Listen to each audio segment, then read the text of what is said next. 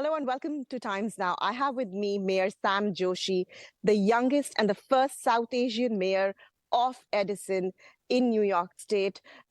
Mayor Sam Joshi, welcome to Times Now. My first question to you is that Prime Minister Modi is coming to the US next week. What kind of preparations are underway?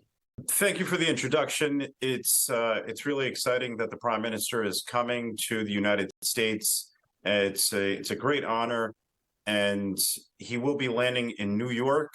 And then after that, he's going to the United Nations. And after that, he will be in Washington, D.C. to address the U.S. Capitol. That's right. But there is a lot of enthusiasm amongst the diaspora, even the people who I have talked to, the organizers. There seemed to be this upbeat sentiment, and there are a lot of preparations underway from Unity March to the diaspora events. Can you talk a little bit more about that? Absolutely. There's definitely, look, New Jersey, New York, particularly Edison. Edison has one of the largest South Asian populations throughout the entire United States of America. By percentage, we are the highest. And people are excited about the Prime Minister coming. I think it is more so about a sense of pride that the Prime Minister will be able to address the United States in a very formal capacity, the most formal capacity. And I think that is, it's a sense of pride, it's a sense of joy, and I'm glad that I will be a part of the event as well. I was invited by President Biden to welcome him at the White House. So in terms of the diaspora events, how many people are you expecting, and what kind of preparations have been done by the town? There's several events that are going to be preceding the events in DC, and there's a few different organizations that are participating in organizing these. There's several buses, actually, there's well over a dozen buses of folks that are going from New York, New Jersey to Washington, D.C. to celebrate. And I believe they're going to be leaving around midnight or 1 a.m.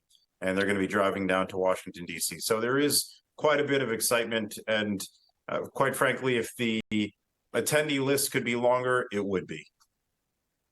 That's really true. That's the sense that we are also getting from our conversations with various members of the diaspora. You also mentioned that you've been invited by the Biden administration here at the White House. What is the expectation from those interactions at the White House? Do you have a sense of that? To be honest, I was excited to receive the invitation by President and Dr. Biden, the First Lady, and it's a moment of pride. It's a sense of pride for the entire community, and we're happy to receive him there. Otherwise I would not be doing it had it not been for the invitation of the president. And like I said, it's a sense of pride for the whole community. We're really excited to have him here. Well, you've been the first and the youngest South Asian to have ever been elected to this position of mayor. What do you think has changed over the years that led to your victory as the mayor? I think people have begun to, there's a couple factors. One, in the 90s, we had the largest boom of population. We had the largest immigration growth from the South Asian countries and Asian countries as well. And during that time, a lot of them were not citizens. Now, the Asian population has become very well aware of all of their rights, and part of that is voting as well. So you have more of the Asian community participating in elections than ever before. That's a matter of fact.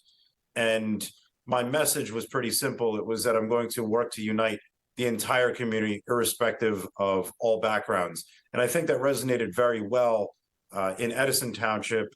And as I travel throughout the areas in the community, it's a message that I constantly work on, and I practice exactly what I preach. I want to make sure that everyone feels very welcome. So I am glad that this message is resonating, and it's encouraging because more people are participating in the electoral process.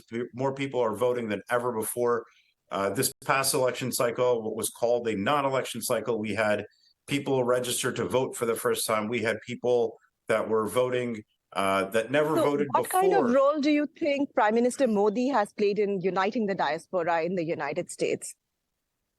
It was, I think, because he brought on changes abroad, people were realizing that they can also see changes here as well. And that is where it connected. His influence is obviously vast.